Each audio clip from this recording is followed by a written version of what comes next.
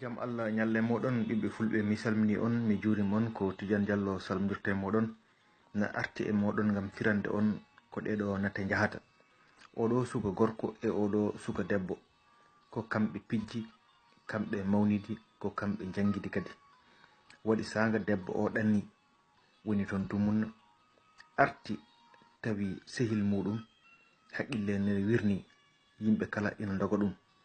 Ngan sanga kanko o ari o dogani sehil makko, o jaɓɓi ɗum, o urni ɗum, o nawi ɗum to galle makko, o ɓufti ɗum ha laaɓi, o hokki ɗum tekke kese ɓurni, o felliti kay nawde sehil makko to suudu safrirdu. O nawi ɗum to suudu safrirdu, nden waɗama traitement ji ha Allah artiri haqqille muɗum e dow jaam, ko ganduɗa ko hunde hawnide no fewi. Nde wonno hande sukaɓe men mande miñiraɓe men worɓe walla mawniraɓe men worɓe hande nana e nder Fuuta ina kutoro simmeji bonɗi, walla ina kutoro sangaraji, ha ina jaha ina jarani ko wiyete parfum ko.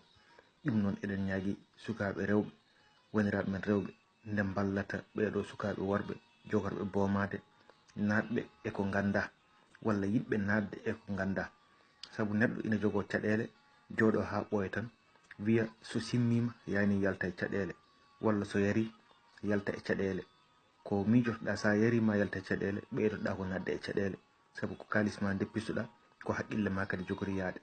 Ɗum noon sukaɓe rewɓe, amin ñaagiri on saabi Allah, kala nde jiiɗon sukaɓe worɓe ina jogori nadde e ɗeɗo gueɗe, oɗon jii walla oɗon nana, jeehe jaɓɓe koyɗe moɗon ko ɓuuri yawde e yaccade, ngam jolton ɓeɗo sukaɓe worɓe jogorɓe nadde ko ganda e ko gandana.